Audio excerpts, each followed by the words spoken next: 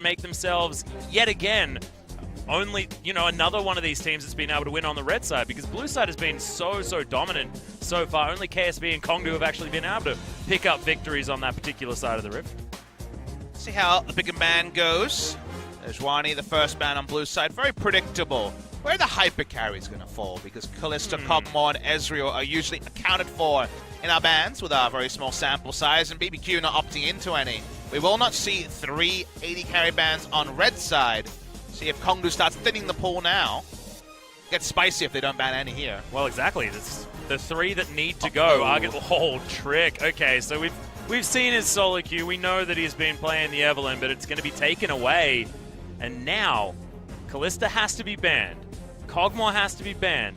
And Ezreal has to be banned. I think you probably leave up 2 now, don't you? If you really want to here, you can have your choice of Ezreal or Kog'Maw. Maybe something like Tahm Kench needs to be banned here or something like that. I would like a Tahm Kench ban, but they're actually just going to be happy and say, hey, BBQ, if you want Kog'Maw, we're going to win the game around you. Maybe we'll just run Caitlyn into it and try to roll through, but Kog'Maw heavily expected to be a first pick, because Kongdoo will take it 100% if it's left open, because they always default to playing around Sol. Does mean there's 2 power picks available, and well, these are best friends forever when it comes to mid and jungle, so perhaps it's going to be the Edge and Raze story here. Well, it's already started. As Rise and the Jarvan have been locked in. BBQ thinking about what they want next, but they do have the coveted Kog'Maw, and Ghost has been playing a bunch of it recently, and we know that BBQ in the past, despite having slightly different players, have liked to play around Ghost, and he has been able to live up to that. Bit awkward though, because now you have once again that Gangplank conundrum of, do you take him and then kind of have Kog'Maw Gangplank losing lane, because you can kind of overwhelm them in 2 lanes at once, or do you just give Gangplank over to Kongdoo? That's what's going to be answered here after they take, once again, the good Malzahar into Rise matchup. See what happens here. I just find leaving the Jarvan up for Raze just gives him so much comfort. He just seems to be so good at knowing where to be and get these early ganks off. Maybe BBQ have got a plan to try and stymie that, but it will be hard. There's the problem that we were mentioning last game. That's going to be locked in here for BBQ. The Tristana is going to be the answer. So they're not going to take the Gangplank where available. Instead, they prize getting a preferential carry for Tristana after a lot of the best ones are off the board, and then maybe even just engineering a Gangplank ban, depending on where they go with their bans here. You can definitely manipulate quite hard when you're on the red side and you have the first pick and the last pick of the second and first rounds, respectively. And just attacking Trick again. The Pocket Evelynn gone, and now the Kha'Zix's gone as well. Real sad. Now, what will BBQ get rid of? A few more options, but Ornn, of course, is something that they decided to take away last time around. We'll see whether they do attack that. And with the support pool still open here for Kongdoo, Tahm Kench is certainly sticking out. See a Camille ban, and that's one of the champions that people like to lane into the Gangplank, but Gnar and Vladimir are both open still, so... okay, so this is very much targeted at Trick. So after Trick was kind of, held down, they're basically saying, hey, if you want to go on Zac and not be able to fight early, we're completely happy with that for Game 2 by taking out some of his pocket picks and also some of the other junglers who've been practicing recently. We know Trick has a very big jungle pool, and of course, reinvented himself a couple of times over in Europe, but history doesn't matter much today. Kongdoo Monster is focused on the now and not thinking about their past failures as an Oregon. BBQ will finally ban the Gangplank after all. Yep, they'll get rid of it. Roach not going to be able to play that one again. If they saw the damage meter, you can understand why, and the Tahm Kench makes a hell of a lot of sense. Quite surprised that BBQ didn't decide to get rid of it, but still, making sure that Roach is as uncomfortable as possible, despite the fact that he will have that counter pick opportunity. On the side of BBQ, they do have Malzahar versus Rise. We're looking into the top lane. I was going to say, when it was the Tahm Kench pick, that Gnar is kind of the strongest top laner available and laned very well into Ornn and the other options that have been popular. Yeah, so good point. Makes sense to take the Gnar as the blind pick now that Tahm Kench has been taken to ensure the anti-pick power against something like a Malzahar. Final pick here for BBQ. Oliver's will be jungle. So, decimated champion Paul Trick's got his hands up.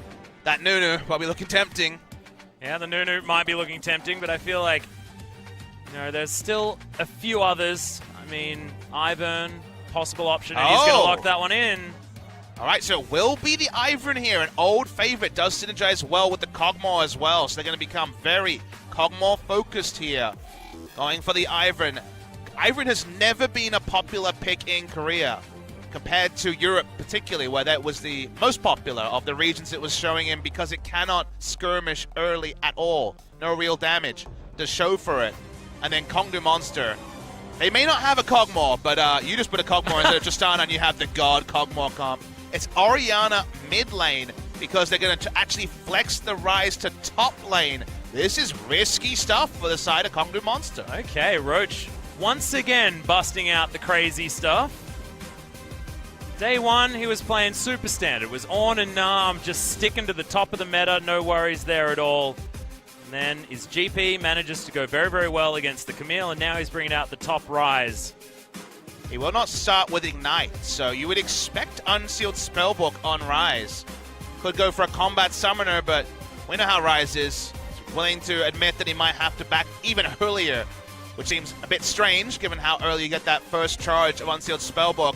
Very interesting stuff. This will definitely throw BBQ through a loop. The Ivern was the first surprise. Top Rise in this meta is a big surprise of its own. But, I mean, Ivern is another one of these junglers that doesn't necessarily power through the jungle in the early levels at the same time. So Race might still have an opportunity to get that very early gank off, try and set Kongdoo up to once again roll over the game in strategic fashion. But now, having seen what Kongdoo are capable of, you have a feeling BBQ Olivers will have a plan. They will have an idea of what to do. And now they've got the ultra power in that hyper carry of Kog'Maw. They've got a few more answers, a few more opportunities, and a few more ways to deal with this Kongdoo roster. We'll see where they can bring it to a game number 3. Let's get to the Rift.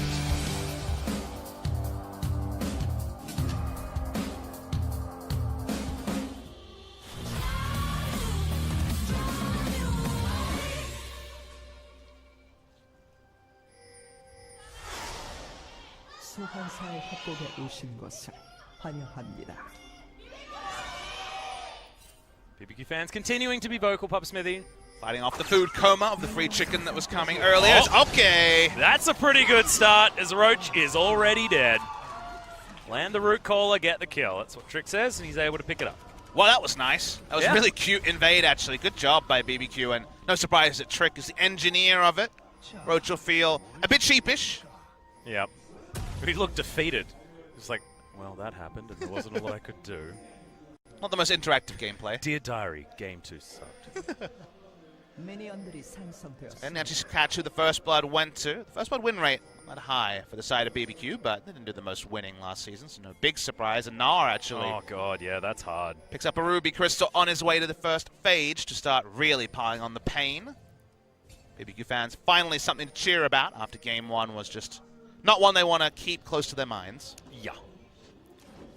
We'll now see what Edge can do on this Orianna. Seen her sort of coming back just a little bit. I thought the new runes wouldn't necessarily benefit Orianna too much.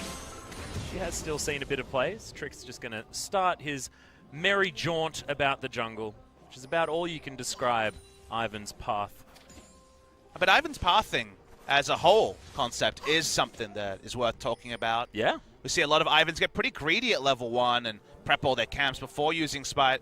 You'll notice that he did smite the blue and now starts prepping the camps, and this is why we never saw Ivan. You know, Ivan was being more and more popular in Europe, and I had a chat with the Korean casters, also the community, and said, okay, like Ivan clearly does have use, his power level, especially when Daisy was really, really strong. Yeah. Seemed like it would be valuable, but again, the Korean casters, the pros said, he can't skirmish, you invade, you play around Ivan and what he does, and he has no way to fight back, and then all your lanes have to rotate.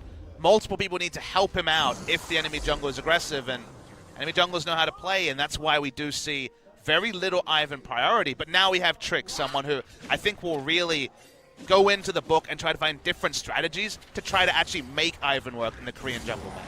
Well, at least he was able to grab his wolf camp, even if he did lose that Grom. He's leaving his jungle almost completely bare, apart from that red buff, so he's going to go start with the bottom side. Edge, cute little combo. As a mana flow ban does open up some W max options for Orianna, which is kind of cool. It's not going to happen, Alice. I know, but it just... Watching someone play W max Orianna is pretty BM. Reminds you of 2012. Oh, it's stunning. Once the max at the start before the buffs came through is mid lane. will have that dissonance available. There's the flash. Root Caller not going to land, but Trick out of a summoner spell as well. Edge will be a bit frustrated because he healed hoping he wouldn't have to flash and then had to respect flash. So Yeah. ended up being the double summoner. Speaking of summoners, until Spellbook Orianna, I feel like we're only scratching the beginning of the surface of what you can take Unsealed Spellbook on. Spoilers, everyone. We've got 100% inspiration on the side of Kongdoo Monster. That's what I'm talking about, guys. Inspiration tree, such the preferred Secret! one. What were you thinking? There's no stopwatch on the frog! He can go Grey Health and then like have all of that go down, like, and then the shield will all go down and then stopwatch. He'd just be alive forever. I'm getting tilted just thinking about it. I know, missed opportunities. It's okay. Oh, how many? How many have we got? Stopwatch counter. I'll watch the screen as you're another checking out 6. your stopwatches. All right, 6 seems to be the number. More than half the players are still showing that's a pretty dominant choice. And I touched upon it yesterday. You know, a lot of people asking about, you know, talk about the runes. What's strong, what's not, how is it affecting champion pool? What I'll tell you is that the inspiration tree very clearly has been voted on as the favorite tree in Korea. You see it a lot in solo queue as well. And again, to me, it's largely because you don't get enough offensive power when after the summoner area nerf, after Comet's kind of being trivialized a little bit by overheal, the extra damage doesn't power through, say, an overheal AD carry. And the extra defensive choices don't overcome the utility of a stopwatch, which represents what? Thousands of health, depending on how many turret shots you're negating with it. So just people don't like prefer the utility of boots or a stopwatch over the kind of lackluster stats you get in the other trees, and that's why inspiration has really dominated the choice. Yeah, I feel like, yeah, talking about the boots as well, I mean, that's just 300 gold that you're getting straight up for free. Free-ass boots, as our friend Captain Flowers does like to call it. At least behind the stage. We'll find out during the season if he calls it free-ass boots. I think he has to now. They're really free, though. Yeah, they are so free. Get much freer than that. Okay, but the farming has continued. And BBQ, still with that first blood, 500 gold is going to be the result as far as the lead is concerned. But the issue with getting a first blood like that is that there are no minions crashing, that you're not going to get anything more. It's just that gold to start the things off. We'll see whether Kongdoo Monster can get themselves into a position to find some of that control that they were able to garner game number 1. And you can see Kongdoo kind of, I would assume, adjusted their draft plan pretty late in the piece. Usually when you see a Rise top, that's kind of something that's either super pre-planned or something that's a bit out-of-the-box thinking. But the reason why I say that is you look at BBQ's comp and you say, especially after Kog'Maw has his first item, which is the Rage Bait, and I guess if you have the Hurricane second, once you hit that core, without an Orianna, there wasn't going to be enough threat on the Kog'Maw, and it felt like mid-game fights with the utility of the redemption from someone like the Ivern very early would be squarely on the side of BBQ, and they could snowball from there, because their late game is pretty comparable. It feels like Kongdoo felt like they needed extra oomph to their engage, so the Cataclysm into the Shockwave is now available to them. But the end result is this kind of awkward Rise top. The end result is that now with the start that BBQ have, there really could be a lot of mid-game fights where BBQ kind of just have a Kog'Maw free hitting, and that usually means victory, Atlas. This is real scary. That steal onto the red buff that Trick was somehow able to navigate towards. Even through a pink ward that Crazy just wandered over as he grabs his own version of the buff, making things even harder for Roach. So Ivan having a good time. We don't get a lot of Ivern, so the Observer really enjoying the recall animation. Yep. Also, we don't need to watch this lane, as we've established. Well, we'll see whether actually something happens from here. Soul's taking a fair bit of damage, but Explosive Charge should be able to even... No, it's not. As Soul's just taken way too much. He'll wander back down. And actually return to the minions there to start getting relic stacks. So you're right, the damage sticking in level 6, a big power spike for Kog'Maw in the bot lane, always has been. The artillery now executing as well. It's just real scary for a Soul at this low health. I mean, someone's getting forced out of lane in the duo lane. This is the most excitement we've had all season. Oh my god! I was trying to tell you that bottom lane is easily the most exciting lane. This Tahm Kench is just so interactive. Trick's here, Daisy's coming out. You know how this goes. Yep, trying to tank up that turret. The Frog probably going to be the target. He's going to devour his AD carry, and actually, They don't commit to it. The artillery still flying through. I thought that they would have tried a little bit harder for that one, but no.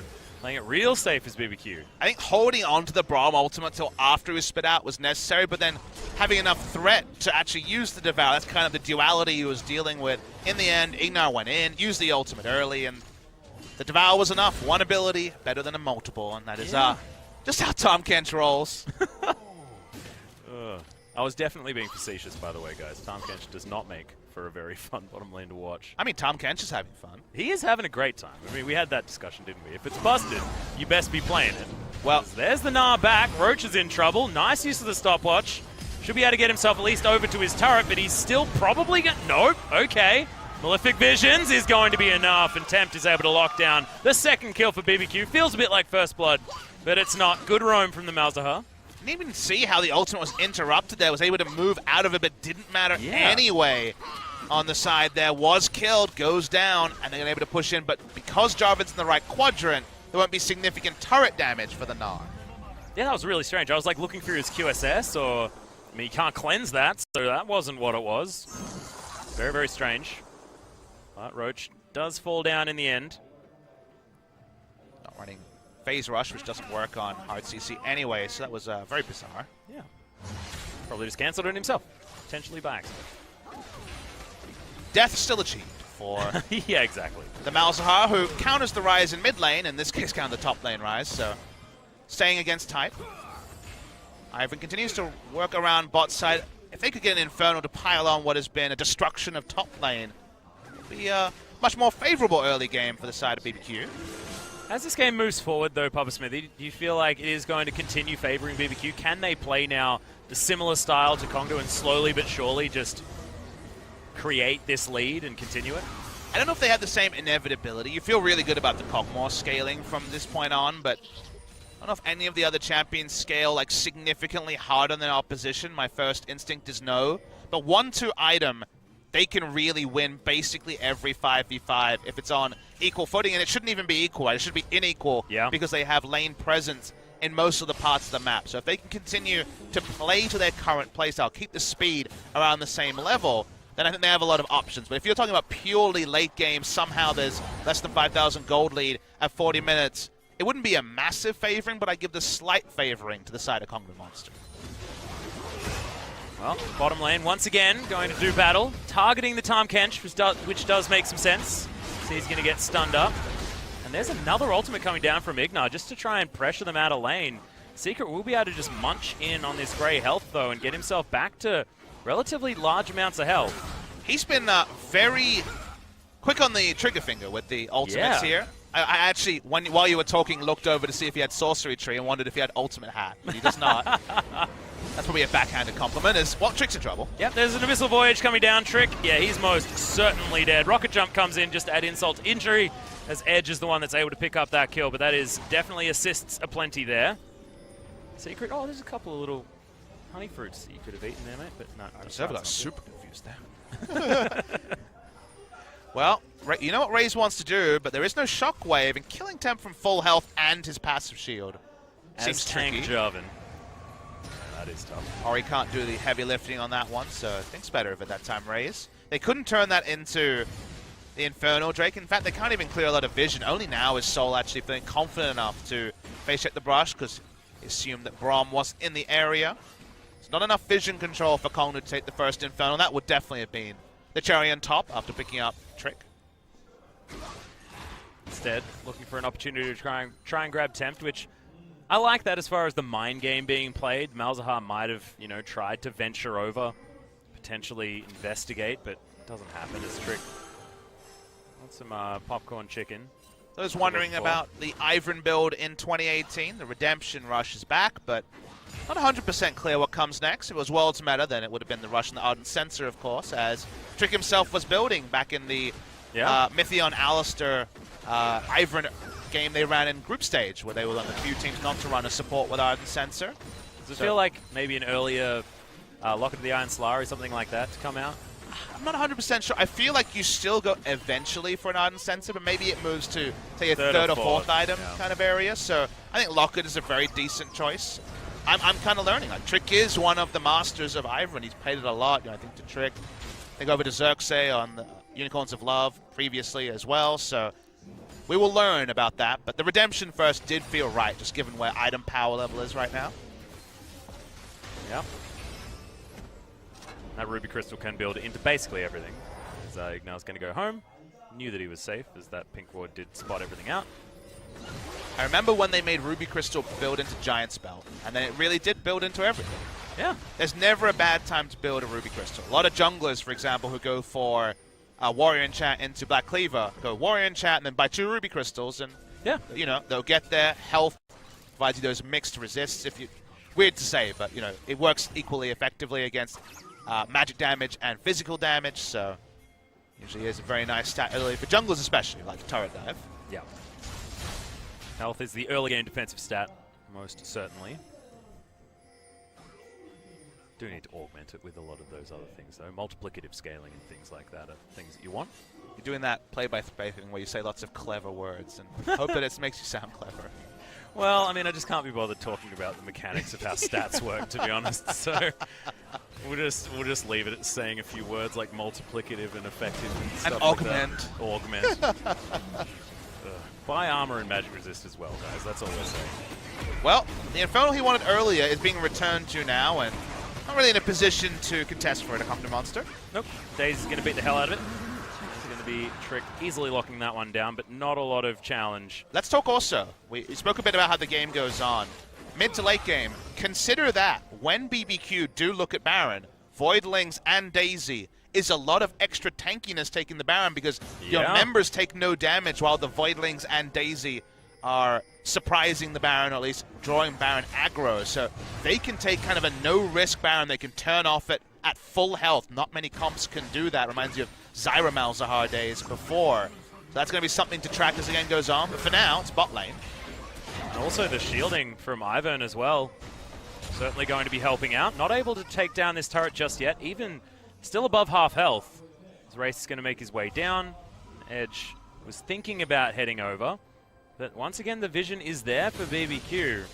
Just took the dragon, of course. Do still have those wards hanging around the river. Look at that build for Roach. Just feels bad. Everything's stacking.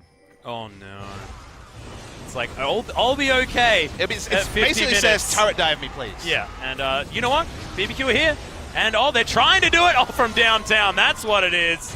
Crazy locks down the kill eventually. It looked like it was going to be easy. Almost then looked like Roach was a genius. But then the fadeaway jump shot comes out of the Nara and he's able to lock that one down with a big old boulder. Nicely done. At the same time, BBQ playing the bot lane, so the roam isn't punished. No mid lane turret damage being done as Edge counter-roamed with his teleport. He also had an unsealed spellbook. And the bot side, using that Daisy, tanked up for now. Nothing's Kongdoo Monster can do, and maybe we were prematurely crowning Kongdoo Monster that 4-0 because BBQ have definitely come to play in Game 2. Yeah, Game 2 looks like a very different beast. Might have been just working some of these kinks out as well. I mean, Ignar and Trick haven't played for, a little while at least. Certainly haven't played back in Korea for a long time, so just getting used to the OGN stage once again. I mean, you can tell from Ignar in particular, right? He's trying to show something. He's trying to show a new legion of fans his skills. That's why he's being very assertive. I would say over-assertive on the use of things like the Glacial Fissure early in this game. Yeah. Which is understandable, as you say. First day after a long time away for these two players. We're very happy to have them back in Korea. And Kongdoo Monster, they haven't been able to have Raze dictate the game like previously. It's not that he's necessarily made mistakes, it's that, honestly, it's been more about, to me, BBQ and Ivan being very, very proactive, and the Rise, after giving up the first blood, the moment that you commit to a top lane Rise, you kind of know this is how it's going to go, and the itemization kind of necessarily went this way, but the end result is the Rise just a complete non-factor. Consider the item difference here. It's a Frozen ridiculous. Mallet Spirit Visit, massive immediate stats versus I'll have some cool items in a 1. Yeah. So, in trouble. Living Artillery does find its mark, but Ghost unable to really pressure him out of this lane as Secret does turn back up. Kongdoo Monster trying to find themselves some normalcy, get their lanes into a decent position, but Roach is still just having the worst time. I mean, he's got a red buff now, so it is really the worst time. And he should be able to get, you know, quite a few red buffs throughout this game as well, because Trick has been invading, stealing theirs away, and that means that there's another one for free. Well, it was really good timing also. We see Lucians, for example, get double buffs when they had Ivern mid lane, and they counter-rotated as the red buff was there to be picked up for the Gnar, so... Ooh, and it's Athenes that comes in second for Trick. I like that. A little bit more of that healing opportunity.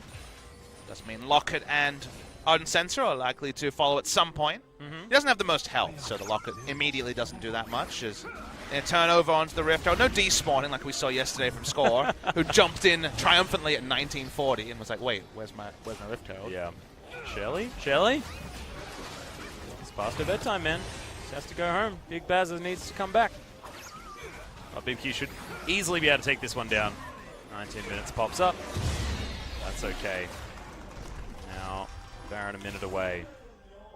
BBQ grabbing enough vision to be able to safely take the Rift Herald at 19 minutes feels really good. You want to grab a purple worm straight afterwards. Mid lane outer turret might be the next target, though. They were looking for their next objective, but this does feel like an even stronger start from BBQ, especially after that first blood, of course. But 20 minutes into the game, 4,000 gold in the lead, and a composition that's more than happy to just keep playing the game, keep winning. And we talked about the checkmark approach of Kongdoo Monster, the checklist approach of just basically taking every objective in the early game. And while it hasn't been quite as impressive, it's been similar from BBQ in Game 2. So now the question is, the start has been great. The scaling's still there for Kongdoo, so now there still is an impetus for BBQ to keep up this tempo, to keep putting down the deep vision, keep threatening the Baron that they are immensely strong at taking. Literally, this is one of the best Baron teams we have ever seen when it comes to the Ivern coming in, which is not a pick in Korea. So every time there is darkness in that area, there should be panic team-wide from Kongdoo Monster. You can see Raze, he's trying to keep an eye on absolutely everyone. There is a lot of darkness in that Baron pit. Tempt is moving his way down. He could possibly even start that, still not lose his health bar. Is Teleport going to be used by Kongdoo Monsters to try and get themselves into this mid lane, but Rift Herald is going to be thrown in. That should mean this first charge is almost enough to take it down, and it basically is. Last couple of bits of spittle from Ghost. Going to be able to lock that one down. So the game checklist complete at 20 minutes 40 into the game. All three outer turrets are down. Move over to the Drake, second Drake of the game, just around 21 minutes. We will see multiple more spawn before the 35-minute mark, and very, very good stuff here from BBQ. We're kind of forced into the Ivern, given how many bans were leveled at Drake. It's the champion that was flashed in the first game, pick and ban, you'll remember. Yeah. But they've translated that force into a benefit. You know, they've used a jab at them into a real strength. So far, so good for BBQ, and Ghost is getting the items piling on as well. And you talk about the fact that, you know, Ivern didn't see a lot of play in Korea for notable reasons that are certainly relevant, but it also means that a lot of these Korean teams haven't played against a lot of Ivern compositions. Very low pick rate, I think internationally, but in Korea especially. Yeah. Even internationally, though, it was a little bit confusing watching, you know, a lot of the teams play in Worlds, MSI, things like that. Sometimes still getting caught a little bit unawares. And then people like Peanut trying to play it on the world stage and clearly not having full master of the champion. Yeah. But now trying to garner for position around this Baron. Lots of vision circling it now for Kongdoo Monster, so they're feeling a little bit more comfortable, like you mentioned, Papa. I think to me the big problem is the Rise. Again, they opted into this because they wanted the Orianna for initiation. You did this to yourselves. But the problem they have now is that Rise can't really have any lane presence against Gnar because a million items behind and it's a bad matchup. Yeah. And then at the same time, that means that no one has to respond from BBQ to bot lane. They're just kind of, yep, you're winning, so we're fine over there. We're pushing up, getting extra vision. The rest of the four can play super aggressively around topside from BBQ and set up for the Baron that also they're in prime position to take. So the way the map is split, the 4-1, the 4 suits the side of BBQ, but so does the 1. So everything is working for them. And right now, that makes it a struggle for Kongdoo Monster to even get close to clearing vision. You have to EQ in as Raze just to get to a control wall. At least, thankfully, do have the combination of the Orianna and the Jarvan for ways to get around and try and start off some fights using the Abyssal Voyage, perhaps, if Secret catches someone off guard, but just trying to find these opportunities for things to happen as Raze does jump his way in. He's going to have to flash his way out, though, immediately afterwards. Edge just getting chased away by Daisy. She just seems to be enough. Regen as well. Nara's free hitting on the bot side. Everything working for Kongdoo Monster. As close to a dictation by BBQ as we saw from Kongdoo Monster in Game 1. This is really good to see. I mean, it's super competitive. Game 3 is expected here. Is it Baron time? The answer is no, but we're getting closer and closer, Atlas. Yeah. Power of first pick just looks to be pretty dang strong. The Cogmore certainly was a good opportunity, but BBQ also set themselves up to have this composition that, like you said, a lot of really clear strategic ideas as to why this comp works so well, but also has a lot of flexibility at the same time. And the fact that Trick just wasn't out-jungled even in the slightest in the early game by a Jarvan that was trying to invade, was trying to ruin his day, and just couldn't. That may be the most control wards I've ever seen in a team's inventory. They have 12. Wow. That's impressive. That says we want Baron now. Which is exactly what they need to do. Any vestige of hope for Kongdoo Monster is delay, and Baron would be the end of the delay, the end of the strong wave clear on the side of Kongdoo Monster. So expect to very soon see 5 control wards down. I already see 4 in the area, 1 in the brush above Baron, 1 on Baron, 1 in the river brush towards Baron, and 1 advanced of Baron spotting out. They have complete information. They know there is no chance that Kongdoo Monster can see them stop Baron. For now, at least, they're looking for a pick. A pick would be golden. Yeah, they are going to get the slow onto Secret, but he is able to waddle his way out after the flash. Ghost probably wanting to go back to base because he's ran out of control wards. The only member of the team to not have any, but he might take a turret first. Okay. Trick's going to land it, but not going to quite find anything else. True hard range initiation is something they don't have. So getting that pick, apart from a flash Malzahar, which you don't want to use on to the Tahm Kench. They wanted to earlier, but Tahm Kench was walking towards the blast cone, so he would have gotten away with his life. Kind of just waiting. It feels like the flash cooldown of Tempt is kind of proportional in time to the start of the Baron. He's now going to be looking for a Ghost. That one comes back up. Maybe that's what it's going to be. BBQ playing very patient.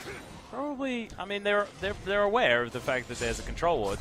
It's a bit predictable here. I think that this is the point where forcing Baron might have been the right call. Remember, they have Daisy and Voidlings. They don't take any damage from it.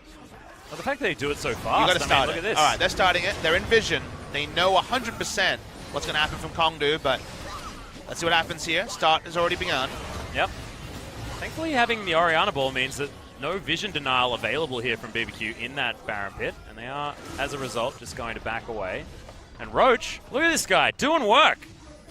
The Rise pick, Pop Smith. I mean, he just wasn't, you know, coming into his own. Very much, he was auto-attacking the turret and then had his map on what was happening around the Baron, thinking, do I need to teleport, do I need to teleport? The call was no, and the call was correct, so they attempt the Baron. They're not wholeheartedly going to try and force it. They do not want to leave it up to a Smite War, both junglers at level 12.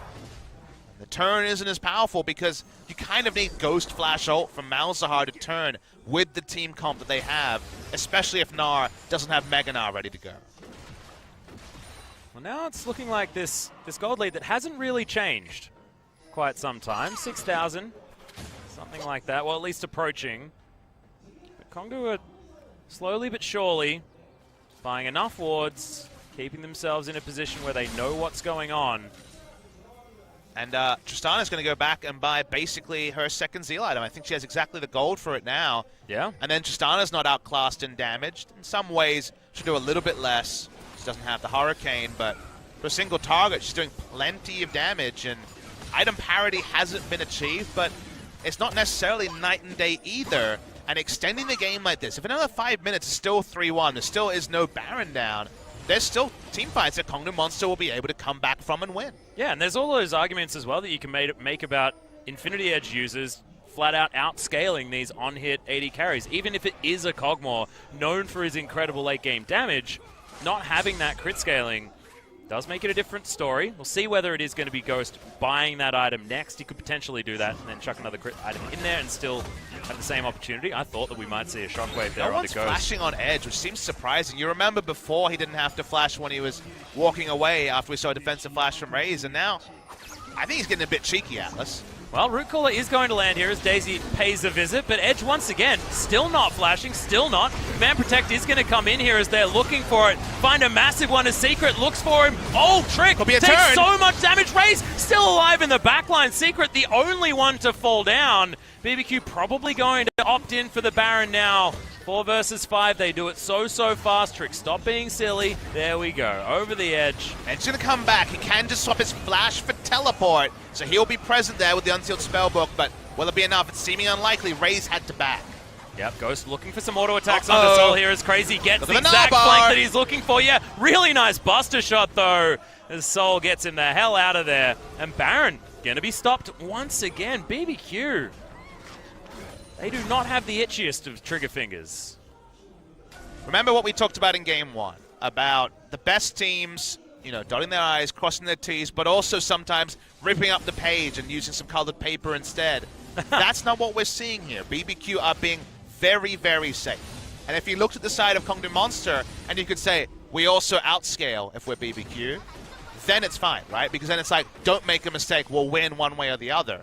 Because they don't have that extra wrinkle to it, it's the sort of game where if they lose, you can kind of look at the times when they could have been just that little bit more decisive and really know that while their control was in their own hands, they were a bit too respectful. We don't know if that's true yet. We still have BBQ running the shop, but so far they're being more passive and only a single kill, and this gold lead continuing to hover around 5,000 gold. Yeah. They still do have Crazy. He's still going to be shoving up towards that inner turret on the bottom side of the map, so the impossible decisions that have to be made from Kongdoo Monster will certainly, you know, at least start to crop up. BBQ once again. Even Rise has it ends. You know, he's not fully decked out, but he's doing all right. Once he gets the Archangel stuff and the shield from the Seraph's Embrace, he'll be pretty ready to go. Yeah, and that'll be a Seraph's like straight out of the gate too. That tier has been stacking for 30-odd minutes now. Rabadon's Deathcap almost done for Edge as well. His Void Staff also done. You're exactly right. And if Soul can actually get some auto attacks, I feel like we haven't really seen him be able to for very long this game at all.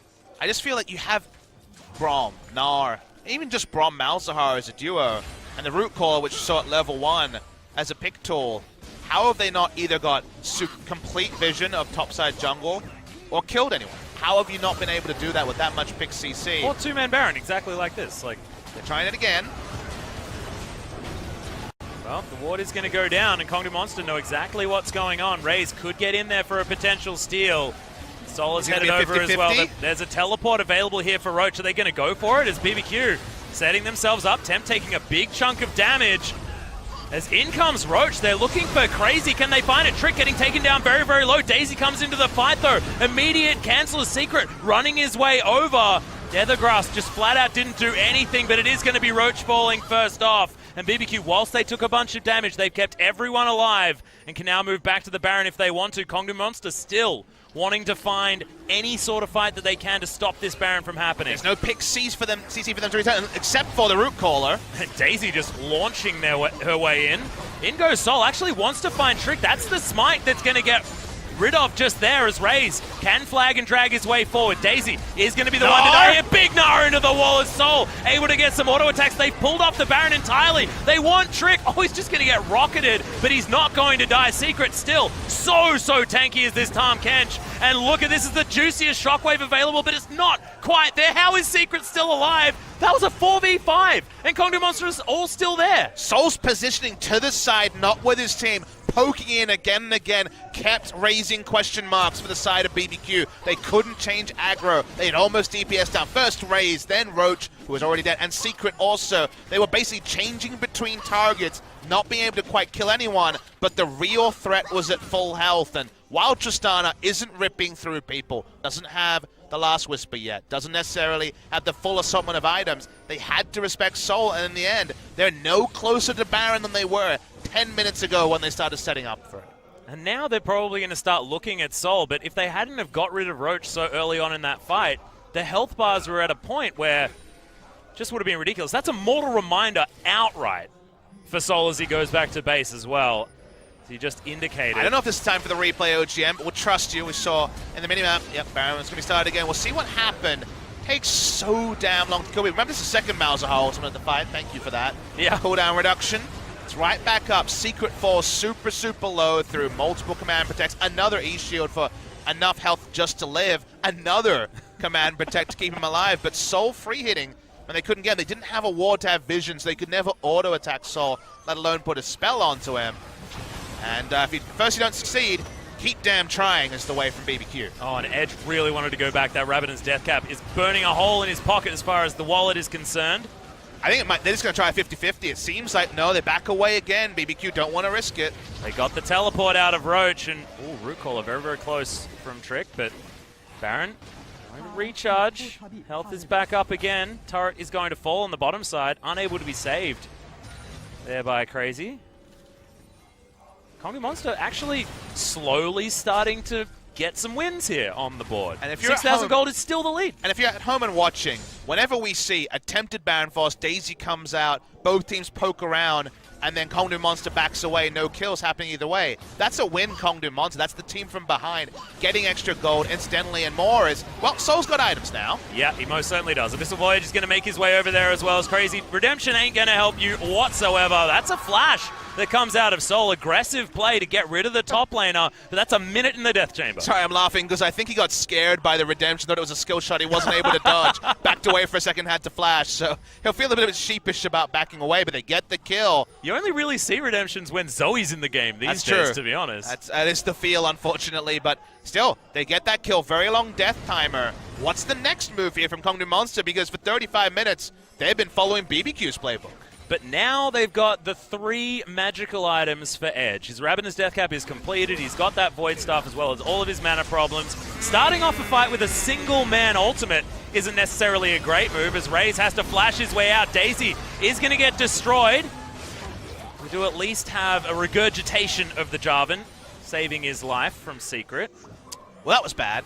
Yeah, Raze, that was... You've been really on point with your previous EQs and initiations, but please no on that one. The shockwave wasn't great either. That's true. That's true. Edge and Race, if we're going to build them up, we have to break them down as well. Yep, yeah. And now they know it's down for, at least 30 seconds. Down for another 20 now. Teleport is going to come in here from Crazy, so it is going to be a full-on 5v5. A lot of the buttons unavailable here from Kongdoo Monster. Raze off to the back, wanting to find this steal. Roach is going to make his way over as well, but they have peeled off the Baron. Kongdoo Monster not going to jump in there as Secret once again just tanking up all of this aggro Sol once again off to the side, but this time in a little bit more danger. BBQ trying to turn onto the Tristana where they can. The Twitch chat meme is coming alive. Rerun or live Atlas, I can't even tell because it's happened so many damn times.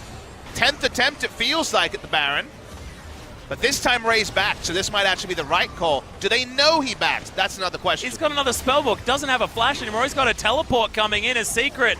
There's a lot of shields, but is it going to be the 5-man ultimate coming out of Edge? That's the one he was looking for, but they still lose the Tahm Kench. Can they find any more? Sol, he really wants to get the resets around this fight, but he's unable to. That was ludicrous. To go from 1 onto a tank to 5-man? Look, the average is 3, so he's doing all right, Atlas. As we're going to push through mid lane.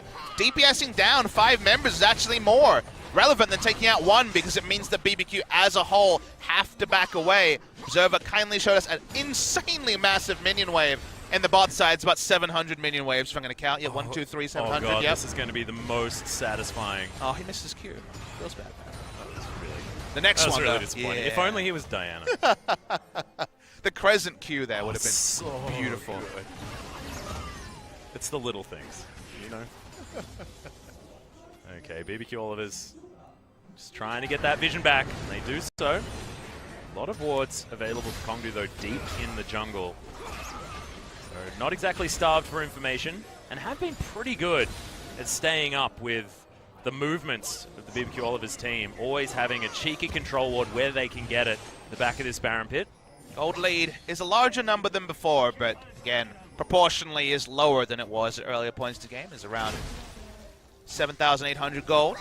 Doesn't really translate into much, but it's worth noting that in terms of offensive power, there is 2 QSSs now on Kongdoo Monster, so it kind of adds a bit more to, or a bit less, sorry, to the damage on the side of Kongdoo Monster, and thus a bit more to the gold lead. Roach does not want to face check too much.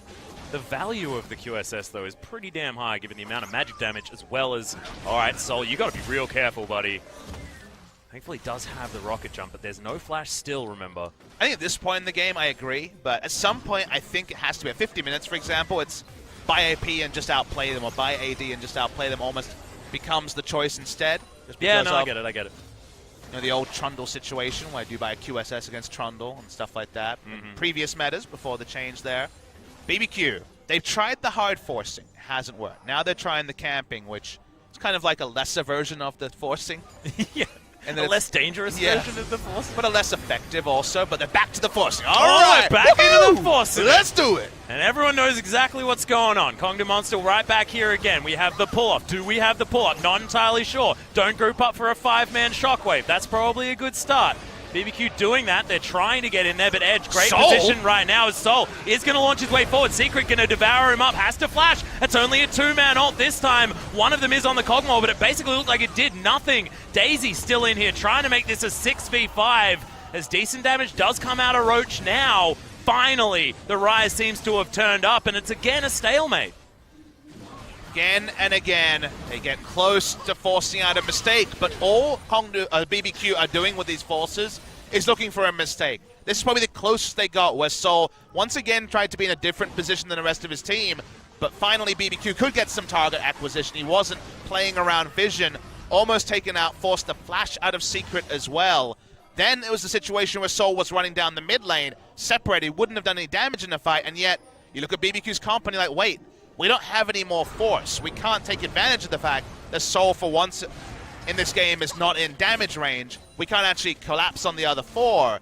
And sadly, we get into this kind of reset that we've seen so many times. Yeah. Starting to feel like the lyrics to a Rage Against the Machine song. How does it go, Atlas? Something about forces, Papa Smithy. You're a real lyricist over there. I am certainly a lyricist. This game has followed the most predictable of cadences for the best part of 20 minutes. Force, and then have to try and turn off, but without the ability to turn with big power, and BBQ don't see any other way forward. They haven't managed their side waves. At some point, you kind of have a rush of blood to your head and just go for the 50-50, Atlas. Well, this seems to be 50-50 time as, Sol, some free damage off to the side. That rapid fire cannon really keeping him healthy as well. Draw a bead. Now stacked almost all the way up. He's got 6 items, and the Baron once again gets peeled away from. And Kongdoo Monster really do not want to give up this game at all. All right, he's looking for Roach, but pretty quick to get the hell out of dodge on that one.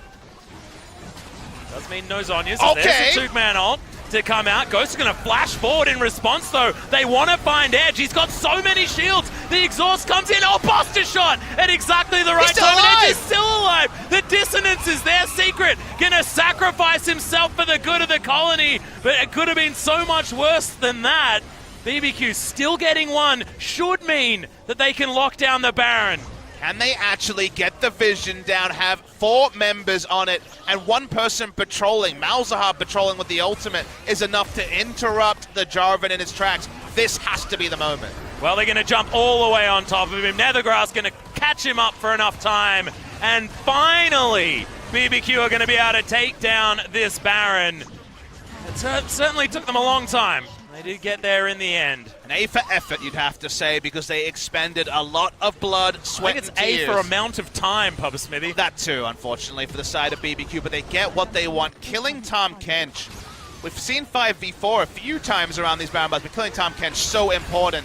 It allowed them to actually push up vision. Great turn as Great turn onto the Jarvan as well. Gets them their Baron, and the base should be broken. In fact, it already is. Yep, in 2 positions. Consider this inner turret. Another breaking.